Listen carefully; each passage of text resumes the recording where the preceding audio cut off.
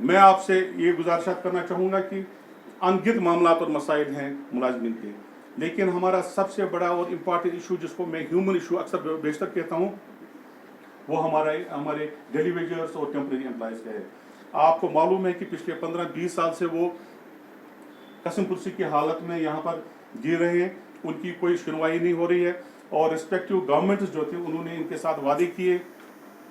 Regularisation के minimum wages act in पर लागू किया जाएगा, ये भी वादे किए, इनकी डिमांड्स को जस्टिफाइड माना गया, इनकी डिमांड्स को कंसीड किया गवर्नमेंट ने, लेकिन आज तक इनके मामला हल नहीं हुए। तो फैसला ये हुआ कि जहाँ जितने भी मुलाजिम तबका जात हैं, जो उनके मामला और मसाइल हैं, उनको एक तरफ छोड़ के हमने फैसला किया कि Jammu Kashmir United employees front ने कि अवलीन फुर्सत में हम इनका इशू उठाएंगे, और सरकार के साथ जब तक सरकार इनके मामला ये जो डेली वेजर्स हैं और टेम्परेरी जो दूसरे मुलाजमीन हैं, इनके मामला और मसाइल जब तक हल नहीं होंगे, यूनाइटेड प्लेटफार्म किसी और मसले को अब तब तक नहीं छेड़ेगी, ये हमारी प्रायोरिटी रहेगी। तो प्रोग्राम यह है कि आज आपके ज़रिए हम सरकार तक ये बावर कराना चाहेंगे कि वो फिलफोर और जितना जल्दी मुमकिन हो सके इस इंसानी मसले को हल करें। आपने देखा होगा कि कई हमारे मुलाजमीन हलाक हुए ड्यूटी के दौरान, चाहे वो इलेक्ट्रिक में थे, चाहे PHE में थे, या दूसरे महकमा जात में थे, ना उनके लिए कोई कंपनसेशन है, ना SRO बेनिफिट है। तो इन सब चीज़ों को मद्देनजर रखते हुए हम सरकार से डिमांड करते हैं कि जितने भी रेगुलर ये एडहॉक और टेम्परेरी मुलाजमीन हैं,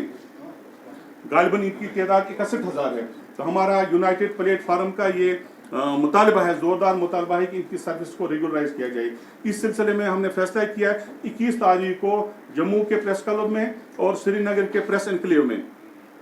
जो लीडरशिप है इसकी जॉइंट एम्प्लॉयज़ यूनाइटेड फोरम की जो लीडरशिप है, हम प्रोटेस्ट करेंगे दोनों जगहों पर, जम्मू में भी और श्रीनगर में भी, और सरकार पर बावर कराने की कोशिश की जाएगी कि इस मसले के साथ अब हम कोई कंप्रोमाइज़ नहीं करेंगे, न हम आराम से बैठेंगे जब तक मसला हल नहीं होगा। उसके बाद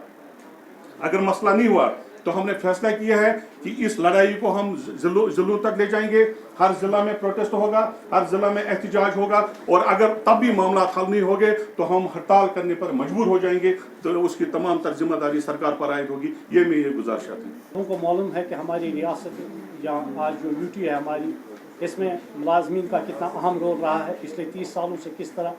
जम्मू कश्मीर के मुलाजमीन ने काम किया। ख़ासकर मैं डेलीवेजरों की बात करूँ, जो हमारे डेलीवेजर्स हैं या नीड बेस्ड वर्कर्स हैं या हमारे फेयर प्राइस शॉप डीलर्स हैं या एकेडमिक डेलीवेजर्स हैं, जितने भी है आरजी मुलाजमीन जिनकी तादाद है, उनने बेहतरीन रोल अदा किया और लोगों की खदमत ईमानदारी से की। इस हवाले से मैं आज की प्रेस कॉन्फ्रेंस के माध्यम से हमारे हिंदुस्तान के प्राइम मिनिस्टर श्री नरेंद्र मोदी जी से उस बात को याद दिलाना चाहता हूं जो उन्होंने 5 अगस्त 1919 को पार्लियामेंट में कही कि जम्मू कश्मीर के सब लोगों के साथ इंसाफ होगा।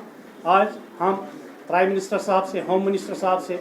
मनोज सिन्हा जो हमारे LG साहब है, चीफ सेक्रेटरी साहब है, उनको याद दिलाना चाहता हूं कि जम्मू कश्मीर से सबसे बड़ी बर्निंग इशू यही है। हमारे डेलीवेजर्स है, हमारे कैजुअल लेबर्स हैं, हमारे फेयर प्राइस शॉप डीलर्स हैं। सही मानों में इंसाफ ये होगा कि सरकार इनको जल्द से जल्द रेगुलराइज करे, और जो उन्होंने खुद वादे किए हैं और जो हमारा प्राइम मिनिस्टर साहब हमेशा ये बात कहते हैं, सबका साथ सबका विकास होगा, तो सबका साथ सबका विकास तभी मुमकिन हो सकेगा जब हमारे 61,000 डेलीवेजर, जिनके साथ तकरीबन 4 लाख उनकी फैमिली मेम्बरात को लेके साथ है, तो मैं उनसे अदबन यही गुजारिश करूँगा। और दूसरा ये कि हम सरकार के एक पार्ट एंड पार्सल है, हम कोई सरकार के साथ अलग नहीं है, लेकिन सरकार से हक मांगना हमारी मजबूरी भी है, और ये हमारी जो जमहूरियत में हमें मिला है, जो हमारे हक है, वो हमें अपनी सरकार से मांगना चाहिए। एक बार फिर मैं अदबन अपने प्राइम मिनिस्टर साहब से, क्योंकि जम्मू कश्मीर का सारा इस वक्त दिल्ली से चल रहा है, खासकर मैं होम मिनिस्टर साहब से, हमारे जो LG साहब है, गवर्नर साहब है या चीफ सेक्रेटरी साहब, और इसके लिए भी मैं ज़बरदस्त शुक्रिया अदा करूंगा कि एक काबिल तरीन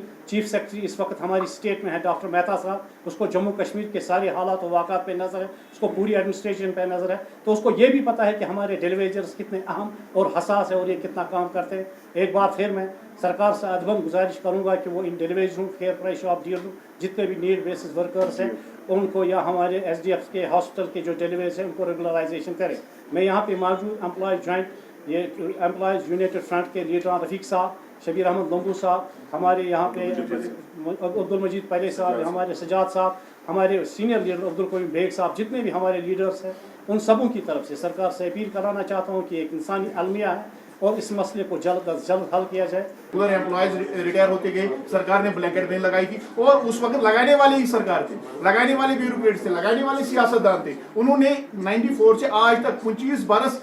काम ले लिया यहाँ के डेलीवेजर्स कैजुअल लेबर से, वो भी क्लियर तनख्वाह पे काम ले लिया। वो रेगुलर मुलाजमीन की शान बशान काम करते रहे, वही काम जो रेगुलर मुलाजमीन कर रहे हैं, ड्यूटी आवर्स सेम है, रेस्पॉन्सिबिलिटीज सेम है, वही ड्यूटी वही वो लोग दे रहे हैं जो यहाँ के रेगुलर एम्प्लॉयज दे रहे हैं, लेकिन उनको क्लियर तनख्वाह पे वो काम लिया गया उनसे। और रेगुलर मुलाजमीन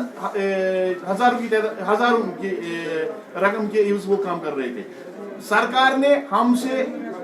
हमारा एक कीमती सरमाया ले लिया, जमीन ले ली है, और उसके एवज सरकार ने कहा कि आपको रेगुलराइज करेंगे, और सरकार ने 25 बार जिस बंदे से काम ले लिया, फाइनेंस डिपार्टमेंट उसका तनख्वाह रिलीज करता है, उसका डीडीओ उसका तनख्वाह रिलीज करता है, ट्रेजरी से उसका पैसा निकलता है, उसके बाद भी वो